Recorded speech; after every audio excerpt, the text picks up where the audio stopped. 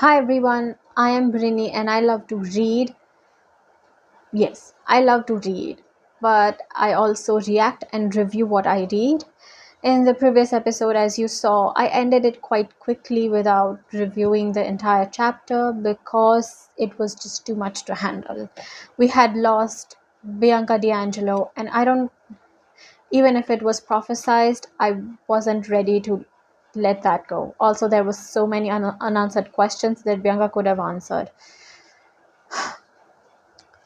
So, yeah, before we jump into chapter 14, I would like you to like, share, and subscribe my channel. And if you want to make sure that you hear me, then you can click on the bell icon. Anyway, let's get started with chapter 14. I have a damn problem. Also, these are longer chapters, so one chapter at a time is going to be the only thing working because, oh my god, 40 minutes for one chapter is a lot. So let's get started. Chapter 14. I have a damn problem. At the edge of the dump, we found a tow truck so old it might have been thrown away itself. But engine started and it had full tank of fuel, so we decided to borrow it. Thalia drove. She didn't seem as stunned as Zoe or Grover or me. The skeletons are still out there, she reminded us. We need to keep moving. She navigated us through the desert. Under clear blue skies, the sand was bright. It hurt to look at it. Zoe sat up front with Thalia. Grover and I sat in the back, leaning against the top winch. The air was cool and dry, but the nice weather just seemed like an insult after losing Bianca.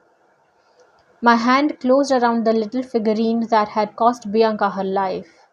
I still couldn't even tell that what god it was supposed to be. Nico would know. Oh gods, what was I to tell Nico? I wanted to believe that Bianca was still alive somewhere, but I had a bad feeling she was gone for good. It should have been me. I should have gone into the giant, I said. Don't say that. It's bad enough Annabeth is gone and now Bianca. Do you think I could stand it if. Grover panicked and he sniffled. Do you think anybody else would be my best friend? Ah, Grover. He wiped under his eyes with an oily cloth that left his face grimy like he had war paint on. I'm okay, but he wasn't okay. Ever since the encounter in New Mexico, whatever happened when the wild wind blew through, he seemed really fragile, even more emotional than usual. I was afraid to talk to him about it because he might start bawling. At least there's one good thing about having a friend who gets freaked out more than you do. I realized I couldn't stay depressed. I had to set aside thinking about Bianca and keep us going forward, the way Thalia was doing. I wondered what she and Zoe were talking about in the front of the truck. The tow truck ran out of fuel at the edge of the river canyon, and that was just as well because the road dead ended. Thalia got out and slammed the door. Immediately, one of the tires blew. Great. What now? I scanned the horizon. There wasn't much to see. Desert in all directions, occasional clumps of barren mountains, plopped here and there. The canyon was the only thing interesting. The river itself wasn't very big, maybe 50 meters across, green water with a few rapids, but it carved a huge scar out of the desert. Rock cliffs dropped away below us. There's a path. We could get to the river, Grover said. I tried to see what he was talking about and finally noticed a tiny ledge winding down in the cliff face. That's a goat path, I said. So, the rest of us aren't goats? We can make it, I think, Grover said. I thought about that. I'd done cliffs before, but I didn't like them. And then I looked over at Thalia and saw how pale she's got. Her problem with heights. She'd never be able to do it. No, I said. I think we should go further upstream, Grover said. But come on, a walk won't hurt us, I said. I glanced at Bianca, her eye. Her eyes said a quick thank you. We followed the river for about half a mile before coming to an easier slope that led down to the water. On the shore was a canoe rental operation that was closed for the season, but I left a snack of golden drachma on the counter and a note saying, I owe you 2 canoes. I need to go upstream. We need to go upstream, Zoe said. It was the first time I'd heard her speak since the junkyard, and I was worried about how bad she sounded, like somebody with the flu. Rapids are too swift. Leave that to me, I said. We put the canoes in the water. Salia pulled me aside as we were getting the oars. Thanks for back there. Don't mention it. Can you really, you know? She nodded to the rapids. I think so. Usually I'm good with water. Would you take Zoe? I think maybe you can talk to her, she asked. She's not going to like that. Please, I don't know if I can stand being in the same boat with her. She's starting to worry me. It was about the last thing I wanted to do, but I nodded. Thalia's shoulders relaxed. I owe you one. 2. 1.5, Thalia said. She smiled, and for a second I remembered that I actually liked her when she wasn't yelling at me. She turned and helped Grover get their canoe into water. As it turned out, I didn't even need to control the currents. As soon as we got in the river, I looked over the edge of the boat and found a couple of naiads staring at me. They looked like regular teenage girls, the kind you'd see in any mall, except for the fact that they were underwater. Hey, I said.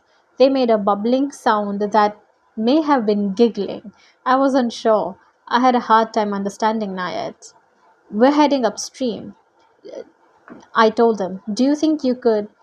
Before I could even finish, the naiads each chose a canoe and began pushing us up the river.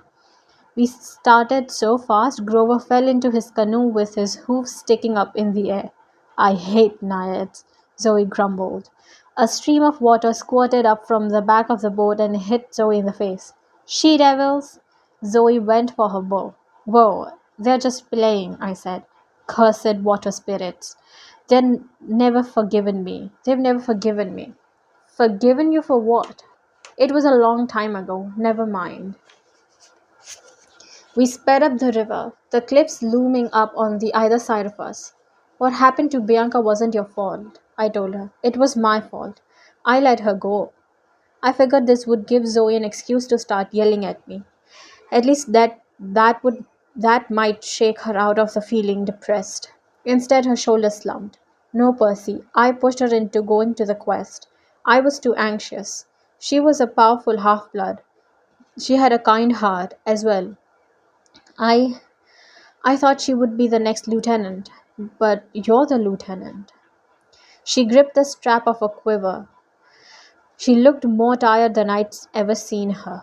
Nothing can last forever, Percy. Over 2,000 years I have led the hunt, and my wisdom has not improved. Now Artemis herself is in danger. Look, you can't blame yourself for that. If I had insisted on going with her, do you think you could have fought something powerful enough to kidnap Artemis? There's nothing you could have done.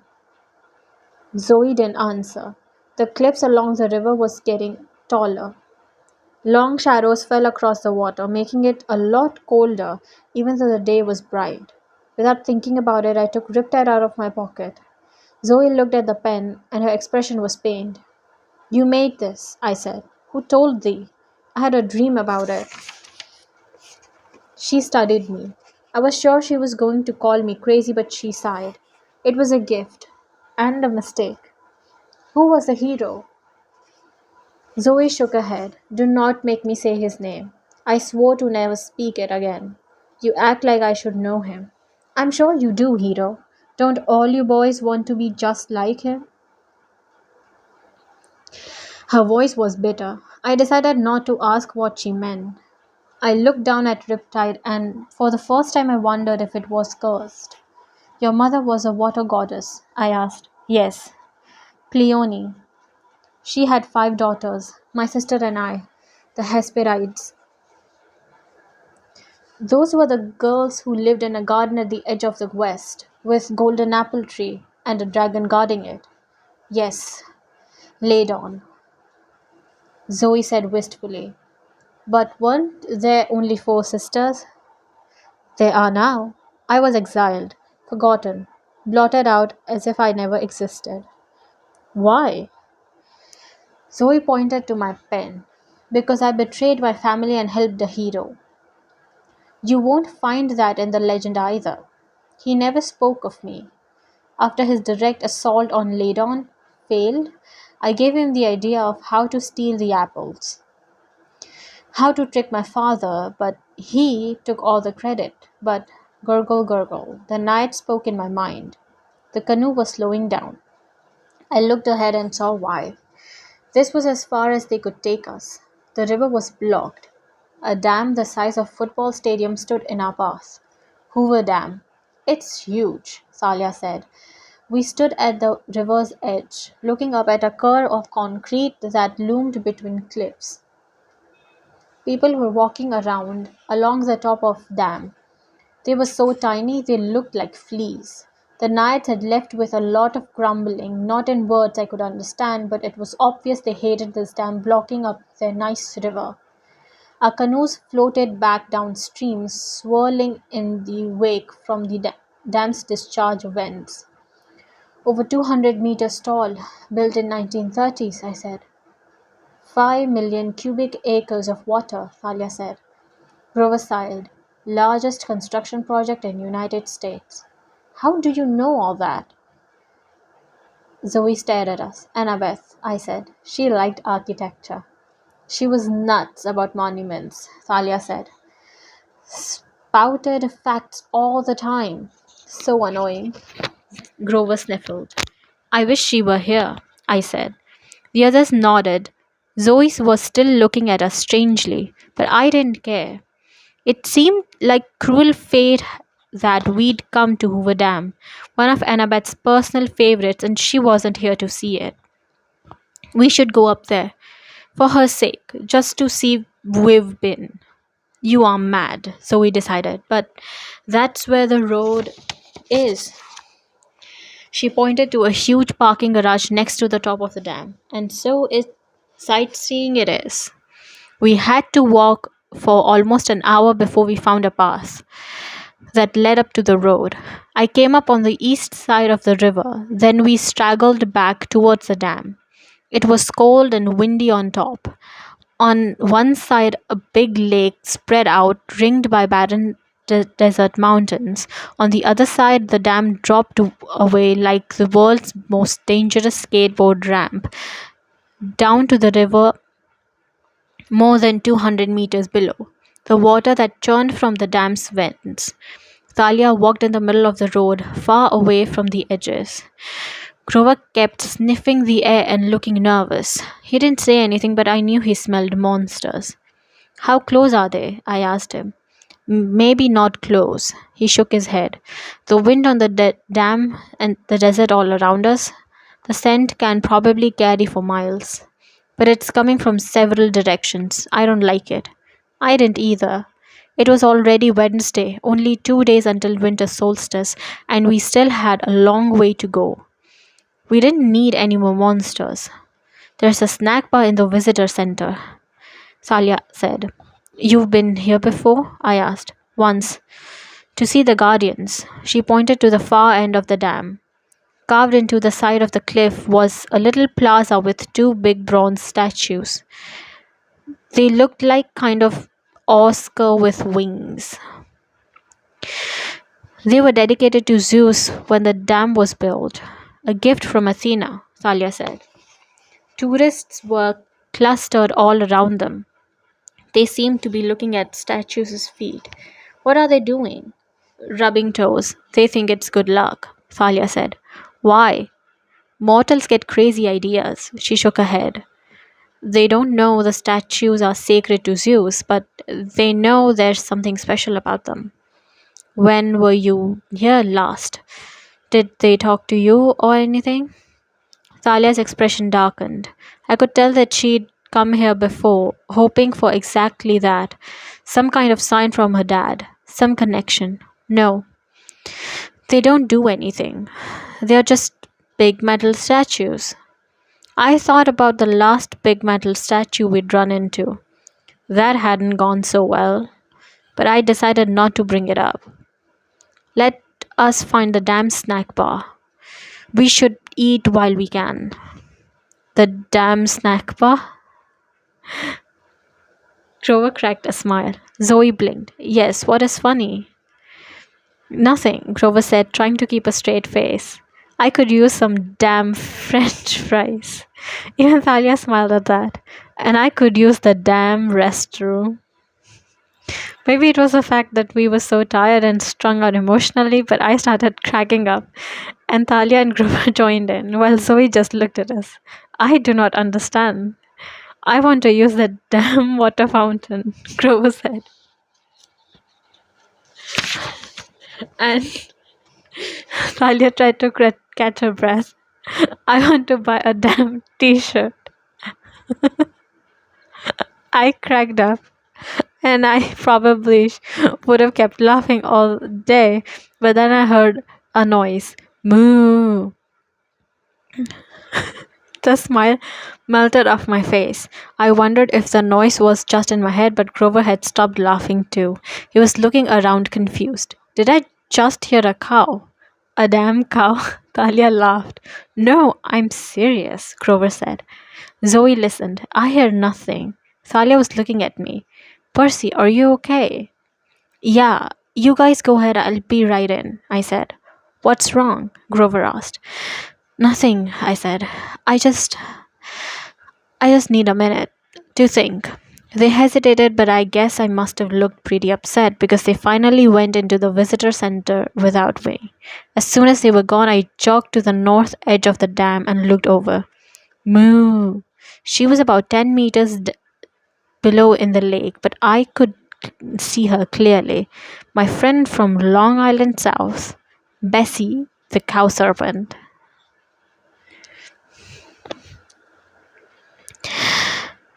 What are you?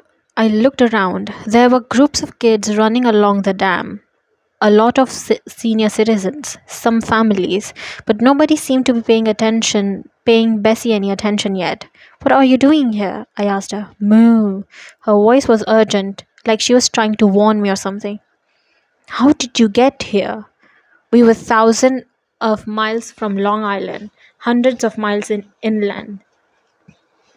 There is no way she could have swum all the way here. And yet she was here. Bessie swam in circle, butted her head against the side of the dam. Moo. She wanted me to come with her. She was telling me to hurry. I can't, my friends are inside. She looked at me with her sad brown eyes. Then she gave one more urgent moo and did a flip and disappeared into the water. I hesitated. Something was off. She was trying to tell me that. I considered jumping over the side and following her, but then I tensed. The hairs on my arms bristled. I looked down the dam road to the east and I saw two men walking slowly towards me. They wore grey camouflage outfits that flickered over skeletal bodies. They passed through a group of kids and pushed them aside. A kid yelled, Hey! One of the monster warriors turned, his face changing momentarily into a skull. Ah! The kid yelled and his whole group backed away. I ran for the visitor center. I was almost at the stairs when I heard tires squeal. On the west side of the dam, a black van swerved to stop in the middle of the road, nearly plowing into some old people. The van door opened, and more skeletal warriors piled out. I was surrounded. I bolted down the stairs and through the museum entrance. Security guard at the metal detector yelled, Hey kid, but I didn't stop. I ran through the exhibits and ducked behind a tour group. I looked for my friends, but I couldn't see them anywhere. Where was the damn snack bar? Stop, the metal detector guy yelled. There was no place to go but into the elevator with the tour group. I ducked inside just as the door closed. Well, we'll be going down 222 meters. Our tour guide said cheerfully. She was a park ranger with long hair, black hair, pulled back in ponytail, and tinted glasses. I guess she hadn't noticed that I was being chased. Don't worry, ladies and gentlemen, the elevator hardly ever breaks. Does this go to the snack bar? I asked her. Few people behind me chuckled. The tour guide looked at me. Something about her gaze made my skin tingle. To the turbines, young man. Weren't you listening to my fascinating presentation upstairs? Oh, sure. Is there any other way out of the dam? It's a dead end, the tourist behind me said. For heaven's sake, the only way out is the other elevator. The doors opened. Go right ahead, folks. Another ranger is waiting for you at the end of the corridor. I didn't have much of a choice but to go out with the group. And, young man, the tour guide called. I looked back. She'd taken off her glasses. Her eyes were startling gray like storm clouds. There is always a way out of those clever enough to find it. The doors closed with the tour guide still inside, leaving me alone. Before I could think too much about the woman in the elevator, a ding came from the round of the corner. The second elevator was opening and I heard an unmistakable sound, the clattering of skeleton teeth. I ran after the tour guide through a tunnel carved out of solid rock. It seemed to run forever. The walls were moist and the air hummed with electricity and the roar of water. I came out on a U shaped balcony overlooking this huge warehouse area. 15 meters below, enormous turbines were running. It was a big room, but I didn't see any other exit unless I wanted to jump into the turbines and get churned up to make electricity. I didn't. Another tour guide was talking over the microphone, telling the tourists about water supplies in Nevada. I prayed that Thalia, Zoe, and Grover were okay. They might already be captured or eating the snack bar, completely unaware that we were being surrounded. And stupid me, I had trapped myself in a hole a couple of 100 meters below the surface. I worked my way around the crowd, trying not to be too obvious about it. There was a hallway to the other side of the balcony, maybe some place I could hide. I kept my hand on Riptide ready to strike. But the time I got to the opposite side of balcony, my nerves were shot. I backed into the little hallway and watched the tunnel I'd come from. Then right behind me, I heard a sharp like the voice of a skeleton. Without thinking, I uncapped Riptide and spun, slashing with my sword. The girl I'd just tried to slice in half yelled and dropped her Kleenex.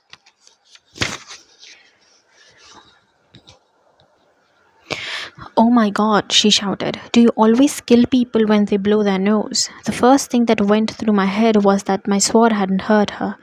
It passed clean through her body, harmlessly. You're mortal. What's that supposed to mean? Of course I'm mortal.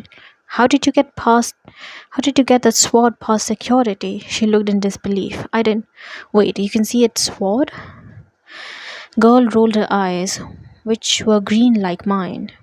She had frizzy reddish brown hair. Her nose was also red, like she had a cold. She wore a big maroon Harvard sweatshirt and jeans that were covered with marker stains and little holes, like she spent her free time poking them with a fork. Well, it's either a sword or biggest toothpick in the world. And why didn't it hurt me? I mean, I'm not complaining. Who are you? And whoa, what is that you're wearing? Is that made of lion fur? She asked me so many questions so fast, it was like she was throwing rocks at me. I couldn't think of what to say. I looked at my sleeves to see if Neiman lion pelt had somehow changed back to fur, but it still looked like brown winter coat to me. I knew the skeleton warriors were still chasing me. I had no time to waste, but I just stared at the red-headed girl. Then I remembered that Thalia had done at Westover Hall to fool the teachers. Maybe I could manipulate mist. I concentrated hard and snapped my fingers. You don't see a sword. It's just a ballpoint pen, I told the girl. No, it's a sword, weirdo, she blinked. Who are you? I demanded. She huffed indignantly. Rachel Elizabeth Dare. Now, are you going to answer my question or should I scream for security? No, I'm kind of in a hurry. I'm in trouble. In a hurry or in trouble? Sort of both. She looked over my shoulder and her eyes widened. Bathroom. What? Bathroom. Behind me. Now. I didn't know why, but I listened to her. I slipped inside the boys' bathroom and left Rachel Elizabeth Dare standing outside. Later, that seemed cowardly to me, but I'm also pretty sure it saved my life. Heard the clattering, hissing sounds of skeletons as they came closer. My grip tightened on Riptide. What was I thinking? I'd left a mortal girl out there to die. Was preparing to burst out fight when Rachel Elizabeth Dare started. Oh.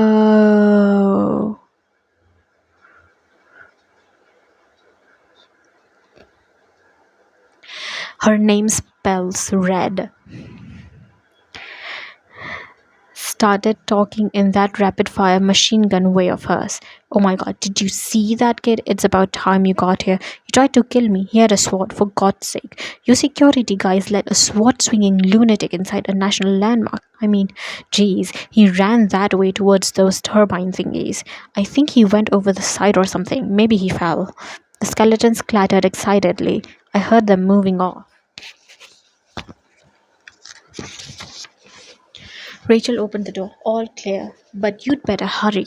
She looked shaken. Her face was grey and sweaty. I peeked around the corner. 3 skeleton warriors were running towards the other end of the balcony. The way to the elevator was clear for a few seconds. I owe you one, Rachel Elizabeth Dare. What are those? They look like skeletons. She nodded uneasily. Do yourself a favor. Forget it. Forget you ever saw me. Forget you tried to kill me. Yeah, that too. But who are you? Percy, I started to say, then the skeletons turned around. Gotta go. What kind of name is Percy Gotta Go? I bolted for the exit. The cafe was packed with kids enjoying the best part of the tour. The damn lunch. Thalia, Zoe, and Grover were just sitting down with their food. We need to leave now, I gasped. But we just got our burritos, Thalia said. Zoe stood up, muttering an ancient Greek curse. He's right. Look. The cafe windows wrapped all the way around the observation floor, which gave us beautiful panoramic view of the skeletal army that had come to kill us. I counted 2 on the east side of the dam road and blocking the way to Arizona. 3 more on the west side guarding Nevada. All of them were armed with batons, and pistols. But our immediate problem was a lot closer. The 3 skeleton warriors who'd been chasing me in the turbine room now appeared on the stairs. They saw me from across the cafeteria and clattered their teeth.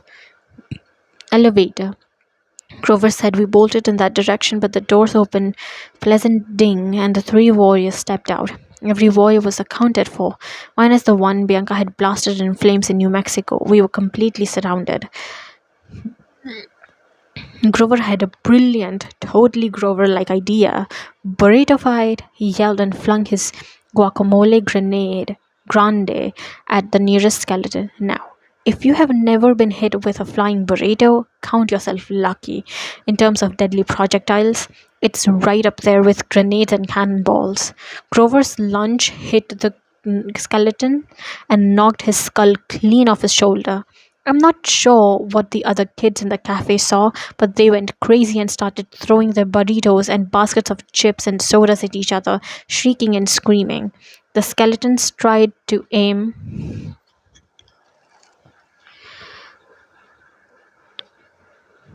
The skeletons tried to aim their guns, but it was hopeless.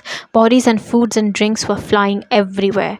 In the chaos, Thalia and I tackled the other 2 skeletons on the stairs and sent them flying into the condiment table.